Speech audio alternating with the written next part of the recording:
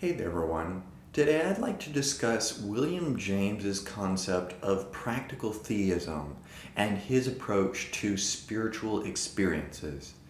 Now, this is going to bring with it a very different conception of belief and truth that is kind of quintessential to the pragmatic turn in American philosophy. And I'm going to be taking a lot of James's thoughts from his essay, Philosophical Conceptions and Practical Results. It can be found in this very wonderful Pragmatism reader. But what's very interesting here is James is building on Peirce's conception of belief and activity and philosophy that you can see brought out in my lecture that I've done on Peirce. But he's taking it a little bit more into the theological realm, the ethical realm, and particularly he's adding an individualistic turn to pragmatism, which can be very interesting for thinking about personal experiences, such as spiritual experiences, for example.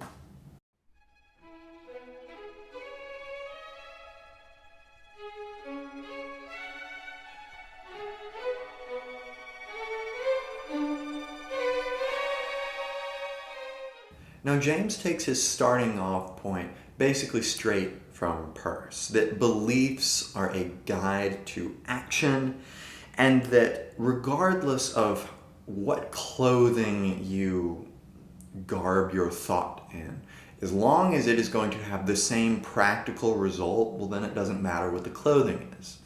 For example, if I say, I am Gavin versus ich bin Gavin, the English versus the German are the different clothings, but in terms of the practical effects, as long as they're meaning the same thing, not only abstractly, but in terms of the action that they will lead to or the way that they will facilitate my future action in the world, then they're the same for James.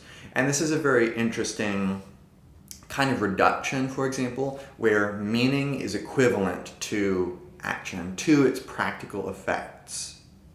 As James says, the effective meaning of any philosophic proposition can always be brought down to some particular consequence in our future practical experience, whether active or passive. So the meaning of I am Gavin or ich bin Gavin is not any sort of abstract concept. The meaning is literally equivalent to whatever action it facilitates or helps me bring about, which I would not agree with ontologically. I think those are qualitatively different things. For example, the concept of Gavin versus what Gavin is doing, I would say that there's some difference there. But nevertheless, it's interesting. And really, James is trying to do what all the pragmatists are doing, which is get rid of artificial problems. Things like, for example, Descartes getting all in his head about, well, how can I really be sure that the world exists at all, that it's not an illusion by this demon that's trying to seduce my senses by giving me false information? How can I find some indubitable, firm foundation for my thought?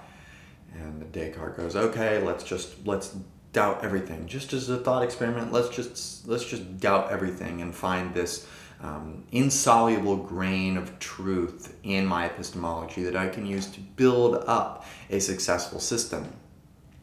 And both Peirce and James are going to say, well, actually, you can't doubt everything because, as Heidegger would say, you are already being in the world.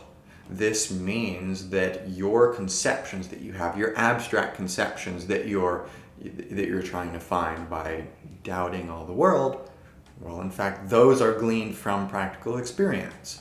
What it means to, example, have a concept of a self, that's not just something I know a priori, but rather it's something that I induce from my practical experience, from what it means to act in the world and what it means to form a conception of the self.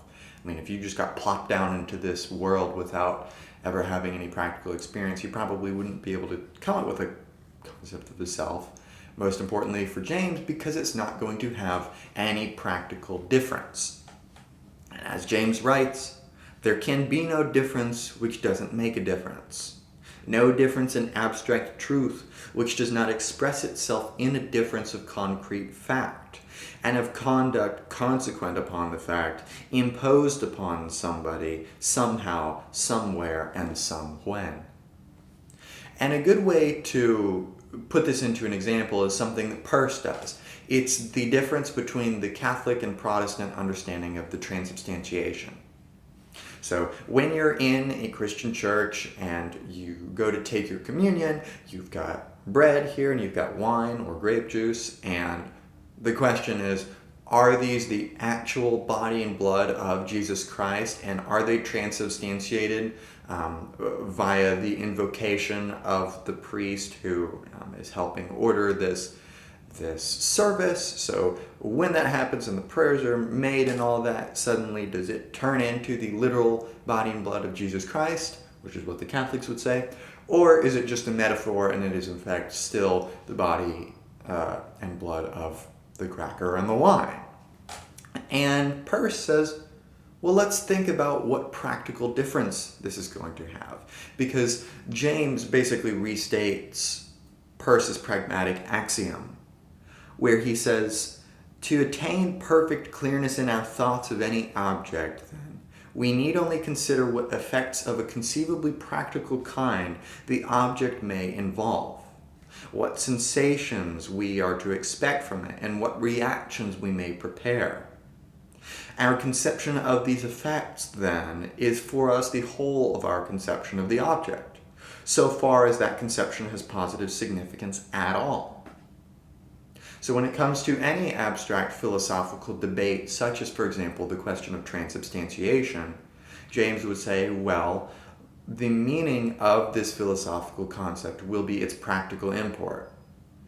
And Peirce, who's the one who originates this particular example in the context of pragmatism, says, well, in both cases, these people are partaking in the bread and the wine, regardless of what it is ontologically. They're just engaged in the action of doing this service, and it doesn't really make any practical difference. And, as the pragmatic axiom would show, practical difference is the only difference. All these abstract differences for both Peirce and James would not be differences at all. In fact, they would just be differences that we kind of make up in order to make ourselves feel better. Now, James does something interesting where he takes this and he puts this in the context of theism. And he asks, just like with any practical thing, he says, what difference is it going to make to you and me at definite instances of our life if this world formula or that world formula be the one which is true? So he contrasts theism and materialism, and he sees these two as being antithetical to one another. Is there a God which is structuring the goings-on of the universe, or is it just atoms and material matter? And what are these going to imply in terms of practical outcomes? And James says, okay, let's imagine a thought experiment, for example, where we are at the last conceivable moment in time and space and history. There is going to be no future, and thus our conceptions will have no practical future effects because there is no future. There is just the now of this abstract pontification. Well, James says theism and materialism, there's no point in even discussing the difference because they're not going to make any practical outcome. We're just doing this abstract thinking in our head, which isn't going to be of any practical consequence. And now for some who may be more traditionally philosophically minded, they may go, well, I just care about philosophy for philosophy in and of itself. I don't necessarily care if it has practical import. And James would say, well, what are you doing with your life? He would say, well, what is the point of all this if it's not going to have some practical bearing on your life? And this is a moment where we can see a turn in American philosophy coming about that is moving towards things like practical ethics, for example, and applied ethics, and this understanding of the intimate relationship between philosophy and our daily lives. And you see this too with like the rise of Stoicism, especially in kind of online pop philosophy. This reducing of philosophy to basically a self-help book, where it is literally just something that is going to change practical things in your life. But returning to the thought experiment, James says, okay, if it is the case that there is no future, then with regards to these two, theism versus materialism, calling matter the cause of it retracts no single one of the items that have made it up, nor does calling God the cause augment them. The God, if there, has been doing just what atoms could do, appearing in the character of atoms, so to speak, and earning such gratitude as is due to atoms and no more. If his presence lends no different turn or issue to the performance, it surely can lend it no increase of dignity.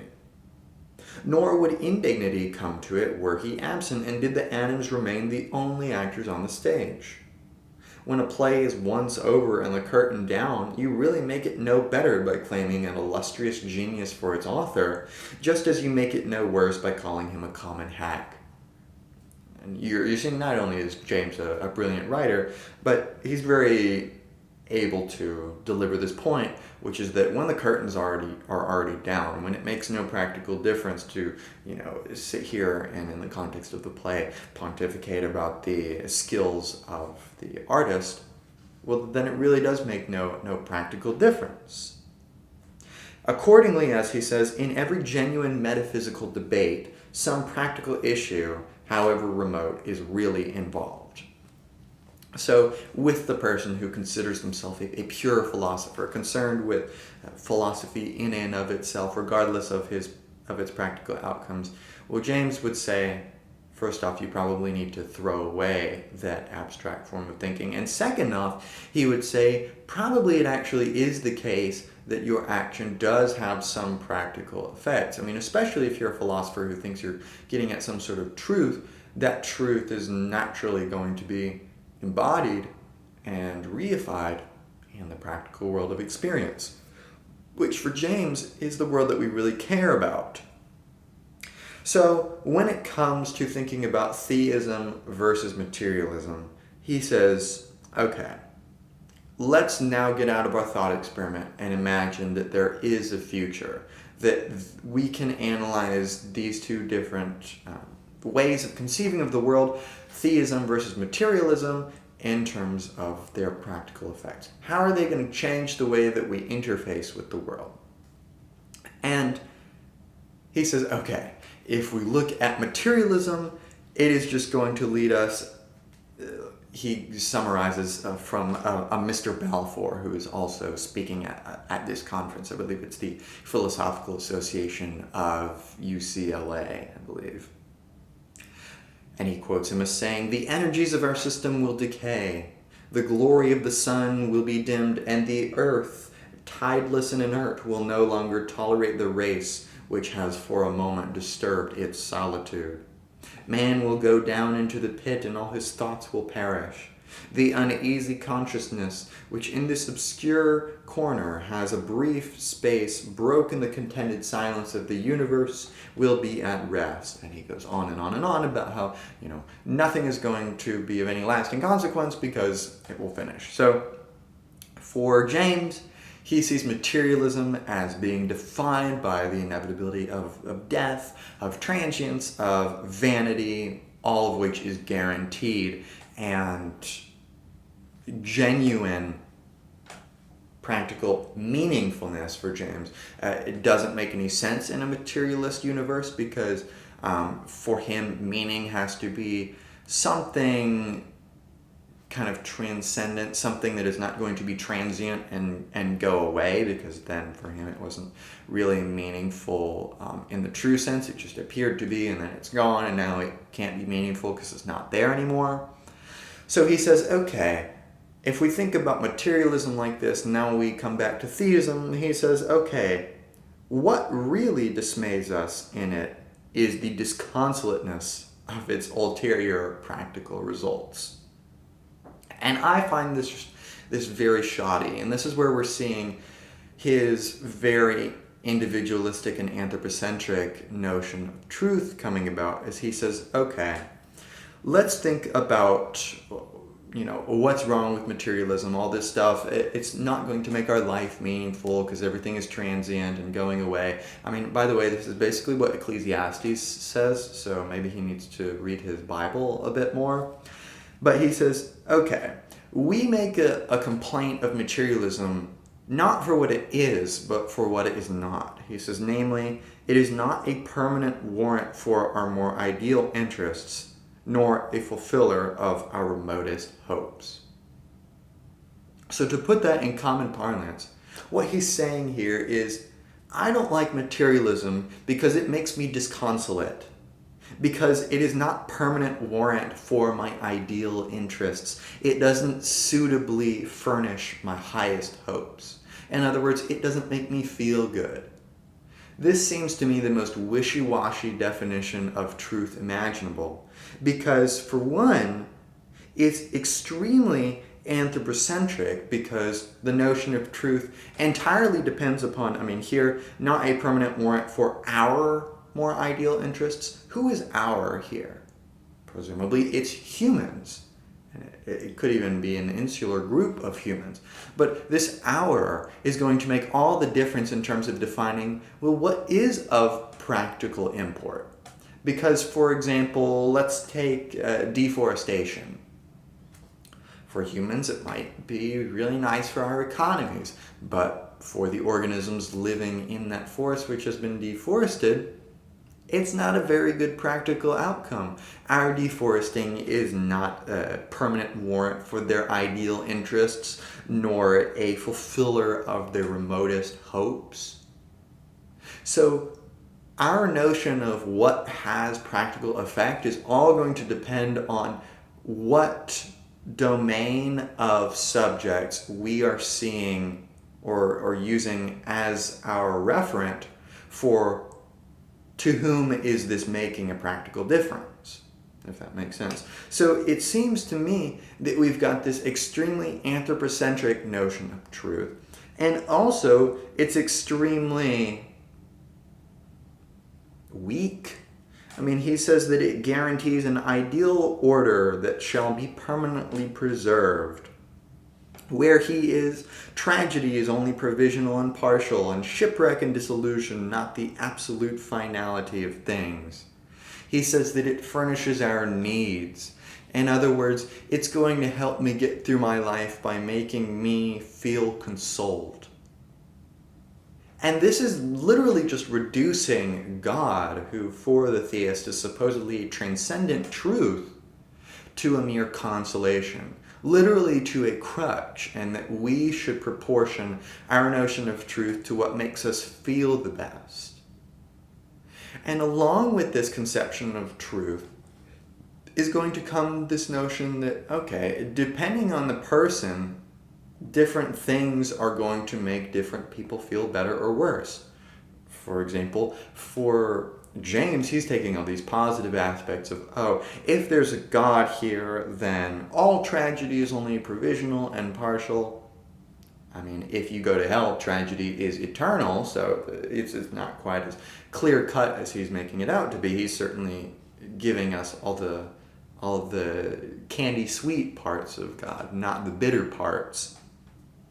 But, who's to say that, for example, this ideal order is entirely necessary? That I have to have my hopes be reflected in some eternal order? This just seems to me to reflect a personal desire, maybe I could even go so far as to say personal inadequacy on his part, to be able to tarry with his mortality.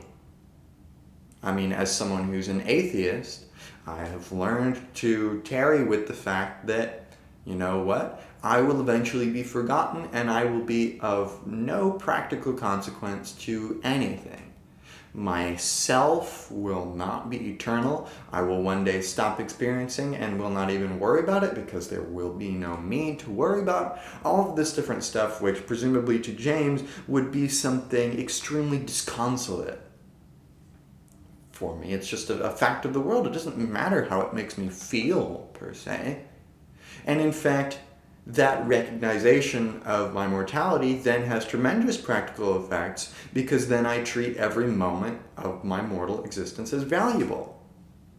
So there's a lot of interpretation here when it comes to what is going to have practical effects and what those effects are going to entail. Now, when it comes to this notion of God as basically a consolation or a crutch, this leads one to question, okay, what exactly does James mean by his conception of truth, of reality, of God itself? And he says, okay, what it is not is the God of the theologians, because he says, okay, the theologians who are doing natural theology, which is to say they're not taking their theology from the Bible, but at least ostensibly, they're looking to the natural world and they're using logic and reason to come to a priori knowledge claims about God, which don't depend on Scripture. They are merely the outward showings of the inner essence of God in nature. And he says, okay, a lot of what these natural theologians are going to be doing is not going to have any practical effect to you. They're going to come up with this conception of God who has aseity and felicity and all of these other very abstract notions, which may be helpful for formulating a monotheistic God concept. But for James, beliefs and truth has nothing to do with concepts. It has to do with action. It has to do with practical effects. So he says, but surely the systematic theologians, that meaning these natural theologians, are the closet naturalists of deity, even in Captain Mainwaring's sense. And he's referring to this story about these people who are closet naturalists, the collectors and classifiers and handlers of skeletons and skins. And anyways, he continues, their orthodox deduction of God's attributes is nothing but a shuffling and matching of pedantic dictionary adjectives, aloof from morals, aloof from human needs, something that might be worked out from the mere word God by a logical machine of wood and brass, as well as by a man of flesh and blood. The attributes which I have quoted have absolutely nothing to do with religion, for religion is a living, practical affair. So we can see the extent to which religion has to do with experience for James. And if you know any of the works of James, you may be familiar with his varieties of religious experience, which is investigating this subject. I mean, it's what it says on the tin, the varieties of religious experience. And for him, religious experience is the essence of religion. So he says, when these systematic theologians try to reduce God to something that could be made by a logical machine, we're separating him from the moral qualities of him, from the aspects of him which serve as some sort of consolation or form some sort of personal relationship grounded in practical experience. So for him, it's of very little significance, the sort of abstract thinking that the systematic or natural theologians are doing. He says, one feels that in the theologians' hands, they are only a set of dictionary adjectives mechanically deduced. Logic has stepped into the place of vision, professionalism into that of life. Instead of bread, we get a stone. Instead of a fish, a serpent. So for him, he just sees this as sapping from religion what really grounds it. He says what keeps religion going is something else than abstract definitions and systems of logically concocted adjectives, and something different from faculties of theology and their professors. All these things are after effects, secondary accretions upon a mass of concrete religious experiences, connecting themselves with feeling and conduct that renew themselves in secula seculorum in the lives of humble private men. So we can see that for him, practical experience, and indeed humanity as actively engaged in its practical world is what is primary. And what is secondary is the concepts that we use to try to organize, to represent that world. Because, for example, say you have a very mystifying experience that you're having trouble expressing. Maybe this might be an impetus to start a more abstract theological discussion in your head. Okay, what does this mean theologically? And James would say, well, that is a worthwhile question, so long as it's going to have some meaningful practical import to your life, and that the work that you put into that philosophical questioning is going to be equivalent or proportional to the outcomes that it's going to have. So if this spiritual experience is really eating at you, it's interfering with your daily life, you can't get along because it's produced such a contentious state within your mind. This, for Peirce, is doubt, by the way. Doubt is the incongruence of beliefs inside the mind, and it leads to the need for thinking in order to resolve that doubt and get us to a static state of belief in which we can just act without having to think about things. So for James too, if this spiritual experience is really messing with your head, then yeah, maybe it's worthwhile to do some sort of abstract philosophical thinking for the purpose of repurposing your life to be back on a straight and streamlined path. He says that the primary mass of direct religious experience on which all hearsay religion rests.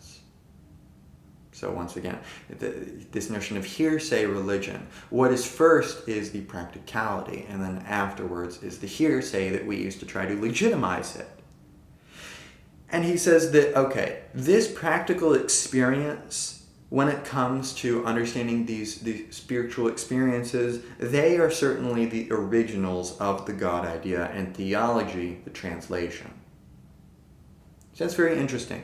Thinking about practical experience as the fundament, and any concepts that we make is a translation of that real world into an abstract, formalized concept. Because if you think about, just the conceptions in your mind that you're going to get from the unreflected upon spiritual experience, it may be very informal in the sense of it's not very clear or discrete. You're not really sure where does the idea start or stop. What exactly is it concretely?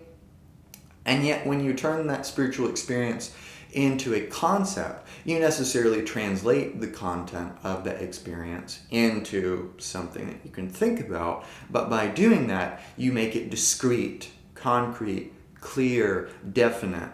And this is the sort of thing that James is not going to outright ignore. He says that sometimes that is useful, but only, again, if it is going to have some practical effect. And he asks, in what ways does the oneness come home to your own personal life? By what difference does it express itself in your experience? How can you act differently towards a universe which is one? And he's referring to here, he goes from Theism versus Materialism to this notion of monism versus dualism. Okay, is the universe one, as Parmenides says, where change is illusory and there's just one? Or is it multiple in constant flux, like Heraclitus says, all this stuff. He says, okay, what sort of practical outcome is it going to have? How is it going to affect your personal life, your personal experience? How is it going to change how you act? And once again, I must bring us back. This notion of your experience or how you act, who is the you here? I mean, presumably it's humans, but why does it have to be? It seems to me that James is going to be at a loss when it comes to, for example, wondering, is something going to have an appreciable difference to us in action? Once again, who is us? This seems an incredibly anthropocentric notion of truth. And it may serve one well who is this is coming out of an American tradition which is having to deal with a new set of ethical and material challenges in terms of getting along with the world. Maybe this sort of pragmatism will be helpful to you. Maybe it is an interesting way of thinking about theism and God and religious experiences and all that. But then on the other hand, maybe it will lead to a very fluid notion of what truth is, because presumably if something no longer has practical effect as it once did, then its truth will decrease proportionally. So something to keep in mind. So I hope this has been interesting and potentially helpful in understanding what pragmatism is and what James has to say about it. Check out any of my other lectures on postmodernism, gender theory, post-colonial studies, other classic literature. You can become a channel member for $5 a month and gain access to, among other things, a private philosophy Zoom, which you can tailor to your needs. Maybe you need help with some reading, or maybe you want to bring forward some philosophical problem to talk about. It's up to you. I also have super thanks if you'd just like to donate to the channel, because books are not cheap, and I would appreciate anything you have to give, but no pressure. That's it for this lecture, and I will see you in another one.